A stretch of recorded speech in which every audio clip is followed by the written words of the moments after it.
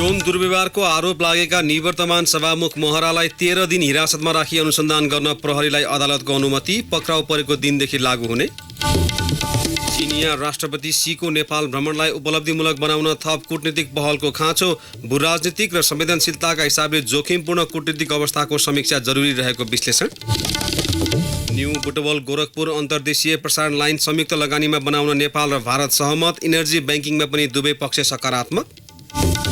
अमेरिकाद्वारा टर्कीका 2 मन्त्रालय र 3 उच्च पदस्थ सरकारी अधिकारीमाथि प्रतिबन्ध, सिरियाको उत्तरी क्षेत्रमा जारी आक्रमण रोक्न गरेको आग्रह अस्वीकार गरेको आरोप र पारस खड्काद्वारा राष्ट्रिय क्रिकेट टिमको कप्तानबाट राजीनामा दिने घोषणा, टोलीमा भने अझै केही समय रहने। नमस्कार, कान्तिपुर डायरीका साथमा सुरज र म पवन। सुरु गरौँ अहिलेसम्मका प्रमुख प्रसङ्गबाट। संसद सचिवालयकी एक महिला कर्मचारीमाथि यौन दुर्व्यवहार गरेको अभियोगमा पक्राउ परेका निवर्तमान सभामुख कृष्णबहादुर महरालाई 13 दिन थुन्न अदालतले प्रहरीलाई अनुमति दिएको छ। काठमाडौँ जिल्ला अदालतमा न्यायाधीश दीपक कुमार दाहालको एकल इजलासले महरा विरुद्ध अनुसन्धान गर्न प्रहरीलाई 13 दिनको म्याद दिएको हो। 13 दिने म्याद भने पक्राउ परेको दिनबाट गन्ती हुनेछ। महरा यही असोज 19 गते बालुवाटार स्थित सभामुख निवासबाटै पक्राउ परेका थिए, तर अदालत बन्द भएकाले म्याद थप हुन सकेको थिएन। आजसम्म गरेर महरा 10 दिन हिरासतमा बसिसकेका छन्। 3 दिनपछि प्रहरीले महरालाई पुनः अदालतमा पेश गर्नेछ। यो अवधिमा महरासँग प्रहरीले आरोपमाथि बयान लिनेछ। प्रहरीले त्रिवी शिक्षण अस्पतालमा पीडित महिला र आरोपित महराको फरेन्सिक जाँच गराइसकेको छ। महरासँगको बयान र फरेन्सिक जाँचको प्रतिवेदनको आधारमा अनुसन्धान प्रतिवेदन तयार गर्नेछ। त्यसपछि अदालतले महरालाई धरौटी, साधारण तारिख र पूर्वपक्षका लागि थुनामा पठाउने मध्ये कुनै एक निर्णय गर्नेछ। महानगरीय प्रहरी वृत्त सिंहदरबारको हिरासतमा राखिएका महरा अहिले नरवी अस्पतालको क्याबिनमा उपचाररत छन्। उच्च रक्तचापको समस्या देखिएपछि उनलाई गत बिहीबार अस्पताल भर्ना गरिएको थियो। महरालाई आज बिहान अस्पतालबाट नै अदालत लगिएको थियो। अदालतको म्याद थपपछि महरा पुनः अस्पताल भर्ना भएका छन्।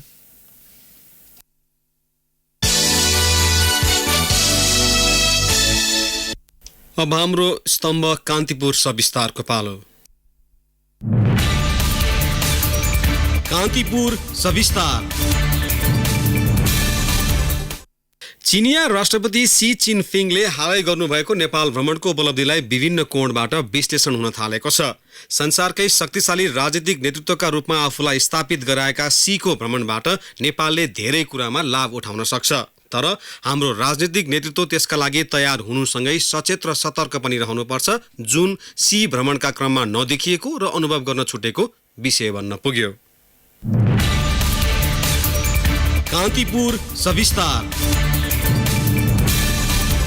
धेरै विश्लेषण नगरी भन्ने हो भने चीनका राष्ट्रपति सी चिनफिङको भ्रमणपछि नेपालसँग निकट सहकार्य र साझेदारी गर्न आफू तयार रहेको सन्देश उत्तरी छिमेकीले दिएको छ। विश्वकै शक्तिशाली राजनीतिक नेतृत्वको रूपमा आफूलाई स्थापित गराएका सीको यो पहल कदमीले निश्चय पनि नेपालको कूटनीतिक सम्बन्धका आयाममा दूरगामी अर्थ र असर पुर्याउँछ। राष्ट्रपति विद्यादेवी भण्डारीले सीको सम्मानमा दिएको रात्रि भोजमा सम्बोधन गर्दै उनले राजनीतिक तहबाट नेपालसँग विश्वासको सम्बन्ध स्थापित गर्न चाहेको सुनाए। 双方将本着同舟共济 दुई पक्षले चुनौती र कठिनाई सामना गर्दै साझाजित हुने सहकार्य गरेर विकास र समृद्धितर्फ उन्मुख हुने पुस्ता पुस्तुङको मैत्रीपूर्ण रणनीतिक सहकार्य साझेदार सम्बन्ध स्थापना गर्ने निर्णय गरेका छौं। त्यस्तै भ्रमणका क्रममा भएका विभिन्न 20 वटा सम्झौता, समझदारी र पत्राचारहरूको अन्तर्वस्तुका विस्तृत विवरण आइ नसके पनि अन्त्यमा जारी गरिएको 14 बुँदे संयुक्त विज्ञप्तिमा उल्लेख भएको रेल,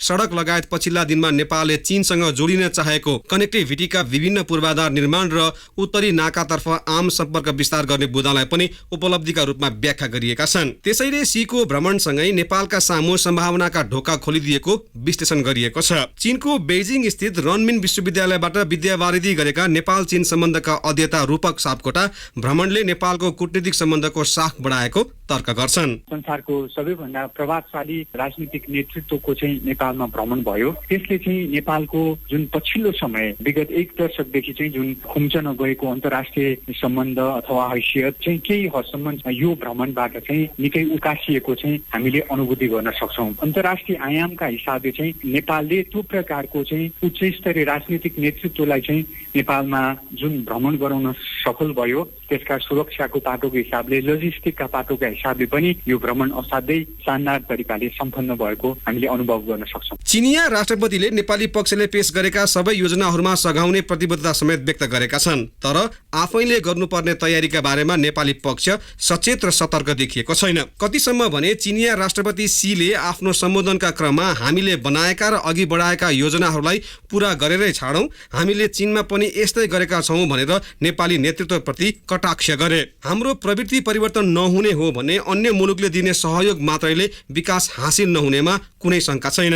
परराष्ट्र मामिला विज्ञ डाक्टर उद्धव प्याकुरेल सफलताका पनि आयाम हुने भन्दै भ्रमणलाई ऐतिहासिक भन्नुपर्ने कुनै कारण देख्दैनन्। सफलताका नि विभिन्न आयामहरू हुन्छन्। राष्ट्रपति आफैको लागि यो भ्रमण सफल भयो होला, नेकपा र नेकपा भित्रको एउटा चीनको कतिपय अथवा सबै कुरा राम्रो हुन सक्छ भन्ने अनुमान गर्नेहरूको लागि पनि यो भ्रमण राम्रो भयो होला, जसले चाहिँ राष्ट्रपति आइदिए मात्रै यहाँ टेक्दै मात्रै पनि ठुलो सफलता हुन्थ्यो भनेर दिन रात पछि लाग्नु भएको थियो। उहाँहरूको लागि पनि आउनुभयो, 18-19 घण्टा बिताउनु भयो, त्यसले गर्दा सफलताको कुरा भयो। तर समग्रमा नेपाल र चीनको सम्बन्धका सन्दर्भमा चाहिँ जसरी एकदम ऐतिहासिक भयो, कोसे ढुङ्गा भयो भनेर भन्न खोजिराखेको छ, त्यसमा चाहिँ मलाई लाग्छ त्यसरी एकदम असाध्यै सफल पनि होइन, कतिपय सन्दर्भमा एक प्रकारको ब्रेक थ्रुहरू पनि देखिन्छन्। सी भ्रमणका क्रममा दुई देश बीचका सम्बन्धलाई रणनीतिक साझेदारीको नयाँ चरणमा पुर्याउने भन्दै अर्थपूर्ण रूपमा घोषणा गरिएको छ। यसअघि घनिष्ठ छिमेकीका रूपमा व्याख्या गर्दै आएको चीनले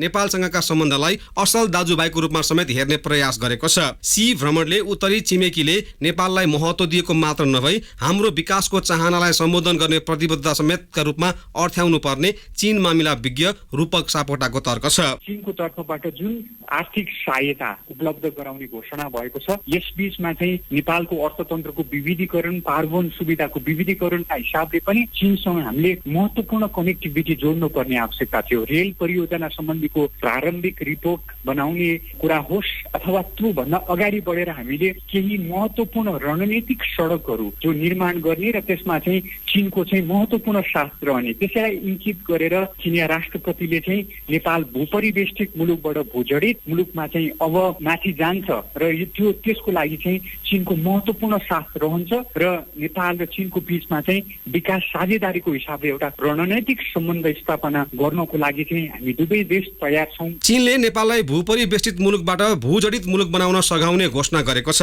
यसले हाम्रो आपूर्ति प्रणालीमा भारतप्रतिको निर्भरता कम गराउनेछ।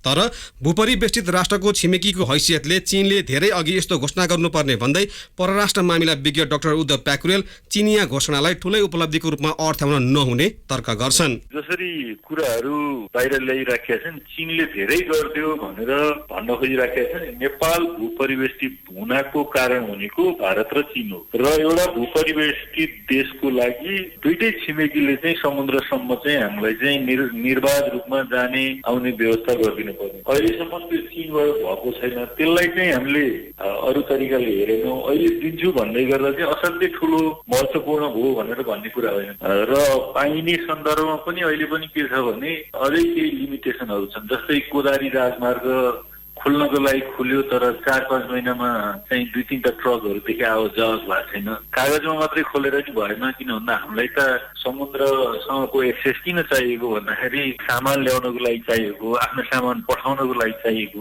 त्यो प्रकारको व्यवस्था भइसक्यो कि सकेन भन्ने कुरा नम्बर 1 हेर्नुपर्छ। अर्को कुरा यत्रो समयसम्म हामीले चीनबाट पाइरहेका छैन भने अहिले पाइयो भन्दैमा चाहिँ त्यसलाई असाध्यै पोजिटिभली लिएर जान नि हुन्छ जस्तो मलाई लाग्छ। नेपाली नेतृत्वले विदेश भ्रमण गर्दा होस् या विदेशी पाहुनाले नेपाल भ्रमण गर्दा किन नहोस्, सबै भ्रमणलाई ऐतिहासिक र उपलब्धिपूर्ण भनेर व्याख्या गर्ने चलन नयाँ होइन। सबै भ्रमणलाई सफलताको एउटै लेप लगाउने कूटनीतिक अपरिपक्वताको प्रदर्शन गर्दैमा हाम्रो हित अनुकूलमा समझदारी कार्यान्वयन हुने होइनन्। भू राजनीतिक र संवेदनशीलताका हिसाबले पनि नेपाल कूटनीतिक रूपमा अत्यन्तै जोखिमपूर्ण अवस्थामा रहेको कसै सामु छिपेको छैन। नेपालसँग सम्बन्ध विस्तार गर्दै गर्दा भारत नचिरियोस् भन्नेमा चीन जति सचेत छ हामीले पनि उही स्तरको सचेतता प्रदर्शन गर्न जरुरी छ, किनभने 23 वर्षपछि हिमाल मुनि झरेका चिनिया राष्ट्रपतिको आगमनलाई उपलब्धिपूर्ण मान्दै गर्दा यसअघि नेपाल सरकार चनाखो भइदिएको भए र अन्य मुलुकको प्रभावमा नपरेको भए यो भ्रमण केही वर्ष अघि नै हुन सक्थ्यो कि भनेर घोत्लिनु र यसबाट पर्न गएका कूटनीतिक घाटाको लेखाजोखा पनि गर्ने बेला आइसकेको छ। रेडियो कान्तिपुरका लागि पवन आचार्य, काठमाडौँ। कान्तिपुर सविस्तार।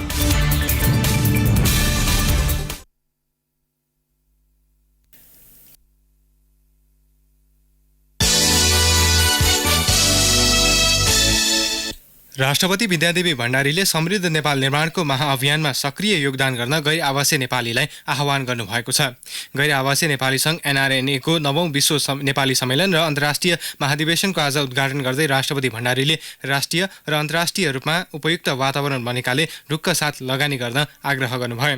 नेपालमा विकसित हुँदै गइरहेको सहज र अनुकूल वातावरणमा संसारभरि अर्जेका ज्ञान, सिप, अनुभव र उद्यमशीलतालाई सदुपयोग गर्नुपर्नेमा उहाँले जोड दिनुभयो।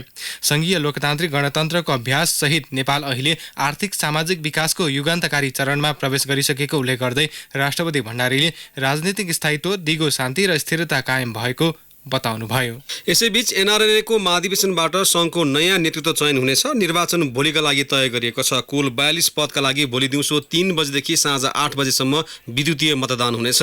नयाँ नेतृत्वका लागि कुमार पन्त र कुल आचार्यबीच प्रतिस्पर्धा हुँदैछ। पन्त प्यानलमा उपाध्यक्ष पदका लागि बद्री केसी, महासचिवका लागि सल्लाहकार हेमराज शर्मा र कोषाध्यक्षका लागि माया श्रेष्ठ चुनावी मैदानमा उत्रेका छन् भने कुल आचार्यको प्यानलमा उपाध्यक्षका लागि मन केसी, महासचिवका लागि केशव पौडेल लगाएका छन्। बिहीबारसम्म चल्ने सम्मेलनमा 81 मुलुकका करिब 2500 गैर आवासीय नेपालीहरूको सहभागिता छ।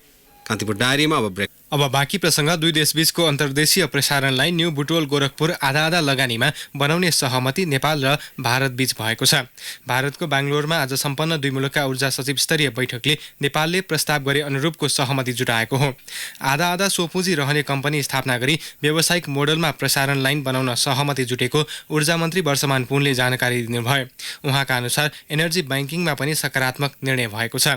सहमतिसँगै अन्तर्देशीय प्रसारण लाइनको महत्त्वपूर्ण मानिएको न्यू बुटवल गोरखपुर प्रसारण लाइन अघि बढ्ने मन्त्री पुनले बताउनुभयो। उहाँका अनुसार 20% सोपुँजी र 80% ऋणमा प्रसारण लाइन निर्माण गर्न सहमति जुटेको हो। 3 महिनाभित्र नेपाल विद्युत प्राधिकरण र भारतको केन्द्रीय विद्युत प्राधिकरणले संयुक्त कम्पनी स्थापना गर्ने र 6 महिनाभित्र निर्माणका लागि सहमति गर्ने निर्णय पनि बैठकले गरेको छ। भारतले नेपालसँग एनर्जी ब्याङ्किङका लागि आफ्नो अन्तर्देशीय विद्युत व्यापार निर्देशिका संशोधन गर्न सहमति जनाएको नेपाल विद्युत प्राधिकरणका कार्यकारी निर्देशक कुलमान घिसिङले जानकारी दिनुभयो। नेपालमा बढी भएको विद्युत भारत लैजाने र नेपालबाट आवश्यक पर्दा पुनः ल्याउने गरी नेपालले एनर्जी ब्याङ्किङको प्रस्ताव राखेको हो।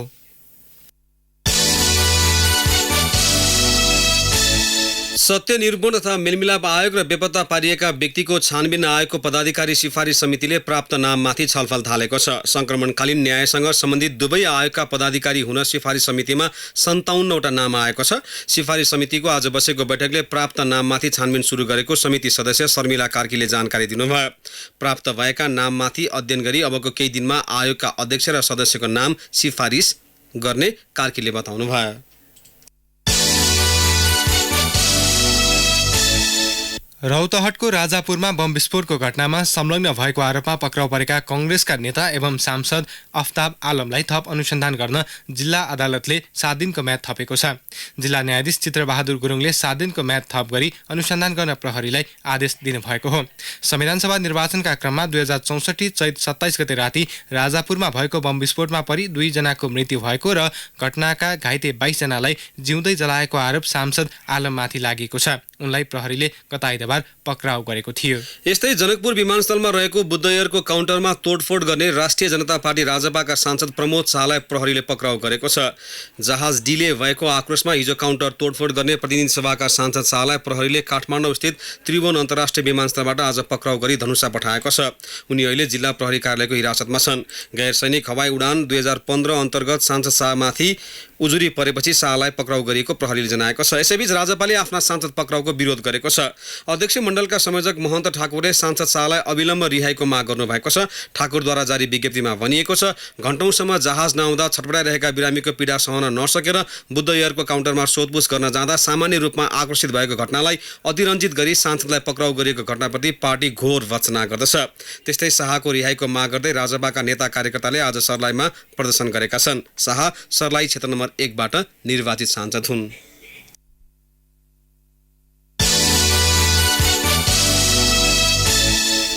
कान्तिपुर डायरीमा अब झापा डायरीको पालो।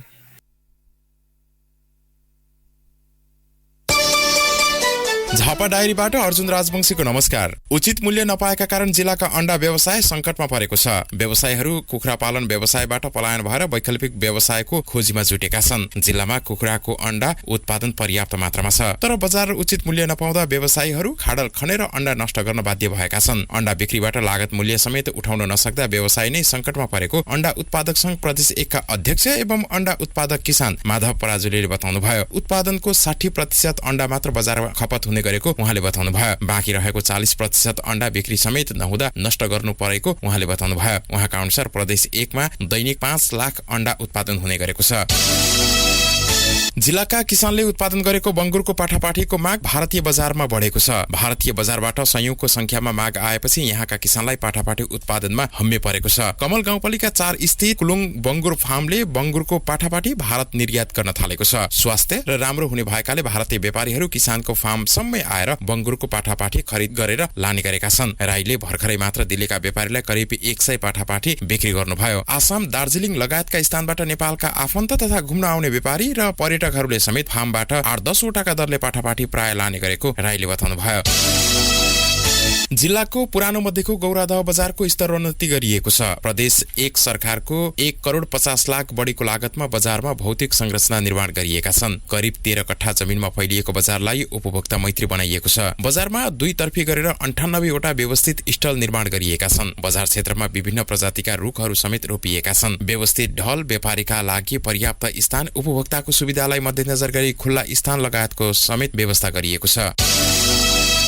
रोजगार, व्यवसाय एवं अध्ययनका सिलसिलामा विश्वका विभिन्न देशमा पुगेका झापालीहरूले स्थापना गरेको संस्था अन्तर्राष्ट्रिय झापाली समाजले जिल्लामा विभिन्न सामाजिक कार्यहरू गर्न थालेको छ। समाजले कमल गाउँपालिका 1 मिस्त्री बस्तीका बाढी पीडितलाई पक्की घर निर्माण गरिदिएको छ। मिस्त्री बस्तीका 9 परिवारलाई समाजले 40 लाख रुपैयाँ खर्चिएर पक्की घर निर्माण गरिदिएको हो। प्रत्येक परिवारले 3 कोठाको चिटिक्क घर पाएका छन्।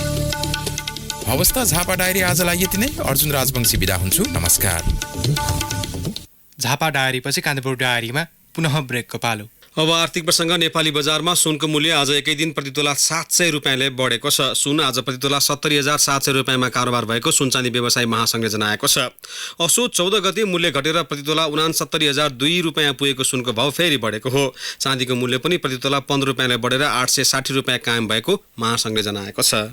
धितोपत्र बजारमा आज सामान्य अङ्कले सुधार देखिएको छ। बजार परिसूचक नेप्से आज 5.8 अङ्कले बढेर 1142.4 बिन्दुमा पुगेको छ। कारोबार भएका सबै कम्पनी समूहको उपसूचक आज उकालो लागेकाले नेप्सेमा सुधार देखिएको हो। नेप्सेमा आज कुल 151 कम्पनीका 2,810 कारोबारबाट 7,65,897 किता सेयर किनबेच भए, जस अन्तर्गत 22 करोड 24,52,000 रुपैयाँ बराबरको कारोबार भएको नेपाल स्टक एक्सचेन्जले जनाएको छ। अब अन्तर्राष्ट्रिय प्रसङ्ग। सिरियाको उत्तरी क्षेत्रमा जारी आक्रमण रोक्न गरेको आग्रह इस्तानबुलले अस्वीकार गरेपछि टर्कीका 2 मन्त्रालय र 3 जना उच्च पदस्थ सरकारी अधिकारीमाथि अमेरिकाले प्रतिबन्ध लगाएको छ। अमेरिकाको अर्थ मन्त्रालयले विज्ञप्ति जारी गरी टर्कीका रक्षा तथा ऊर्जा मन्त्रालय र मन्त्रीहरूमाथि प्रतिबन्ध लगाएको जनाएको हो। टर्की सरकारको आक्रमणबाट निर्दोष सर्वसाधारणको जीवन खतरामा पर्नुका साथै सो क्षेत्रलाई नै अस्थिर बनाएको र इस्लामिक अतिवादी समूह आइएसलाई परास्त गर्ने अभियानमा बाधा पुर्याएको आरोप अमेरिकाले लगाएको छ। राष्ट्रपति डोनाल्ड ट्रम्पले टर्की समकक्षी रिसेप तय्यब एर्दोगानलाई टेलिफोन गरी तत्काल शान्ति स्थापना गर्न माग गर्नुभएको छ। अब खेल प्रसङ्ग। नेपाली राष्ट्रिय क्रिकेट टोलीका सर्वाधिक सफल कप्तान पारस खड्काले कप्तानी छाड्ने घोषणा गरेका छन्।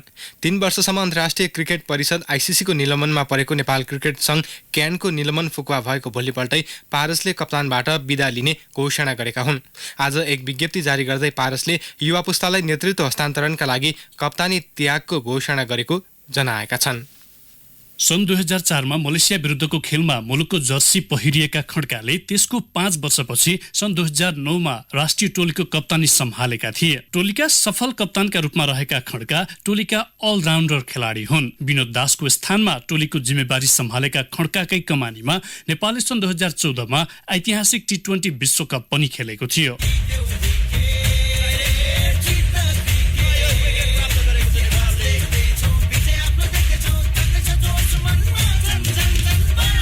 मैदानमा तत्काल रणनीति बनाउनेदेखि लिएर खेलाडीको आत्मबललाई अन्तिम बलसम्म मर्न नदिने क्षमताका कारण खड्का टोलीको सफल कप्तानका रूपमा रहन सके। जुनसुकै परिस्थितिमा पनि टोलीलाई सफल नेतृत्व गर्न सकेकै कारण उनले खेलाडी, समर्थक र आम सरोकारवालाको मन जितेका छन्। उनलाई नेपाली क्रिकेटको पर्याय मात्र होइन धरोहरका रूपमा पनि लिइन्छ। खड्काको राजीनामा हतारो भएको पूर्व कप्तान पवन अग्रवालको तर्क छ। मलाई पनि के फिल हुन्छ भने अहिले छोड्ने बेला भएको छ जस्तो लाग्दैन पारसले लिडरशिप। अर्को नेक्स्ट लिडरशिप पनि हामीसँग फुली ग्रुम्ड भइसकेको छैन। त्यसकारणले एउटा अब उहाँले छोड्दाखेरि एउटा लिडरशिप भोइड चाहिँ क्रिएट भएको छ। यो चाहिँ अलिकति हतारो भयो। As a captain, as a player चाहिँ नि अहिले चाहिँ नि नेपाली टिमलाई उहाँको आवश्यकता छ जस्तो लाग्छ मलाई अझै। अग्रवाल जस्तै मत रहेको छ राष्ट्रिय टोलीका पूर्व प्रशिक्षक जगत टमाटाको पनि। हामीलाई चाहिने क्रिकेटमा लिडरशिप गर्ने मान्छे पनि गरेको र मैले धेरैचोटि भनेको पारस जस्तो क्याप्टेन टेस्ट कन्ट्रीहरूमा पनि धेरैमा काउन्टमा पारस आउँछ क्या भने त्यस्तो चाहिँ क्याप्टन हाम्रो लिडरशिप गर्ने। सो मैले भन्नु अलिकता छिटो भयो जस्तो मलाई पनि लागिरहेछ। तर उसको चोइस अब उसले चाहिँ के सोचेको छ होला, प्लानिङ गरेको होला होइन। उसले क्रिकेटको लागि नै यो सबै कुरा अलवेज सोचेको हुन्छ। सो त्यही हो कि अब मेरो हिसाबमा चाहिँ अलिक छिटो भयो जस्तो लागिरहेछ। सन् 1987 मा काठमाडौँमा जन्मिएका खड्का उमेर समूह हुँदै राष्ट्रिय टोलीको जिम्मेवार तहमा पुगेका हुन्। उनकै नेतृत्वमा नेपालले एक दिवसीय राष्ट्रको मान्यता समेत पाएको थियो। डिभिजन 5 मा संघर्ष गरिरहेको नेपाललाई एक दिवसीय राष्ट्रसम्म ल्याइ पुर्याउन खड्काको महत्वपूर्ण योगदान रहेको छ। 3 वर्ष अघि नेपाल क्रिकेट संघ क्यान अन्तर्राष्ट्रिय क्रिकेट काउन्सिल ICC को निलम्बनमा परेपछिको अवस्थामा पनि उनी टोलीको मियो बनी नेपालको सफलतामा साक्षी बनेका थिए।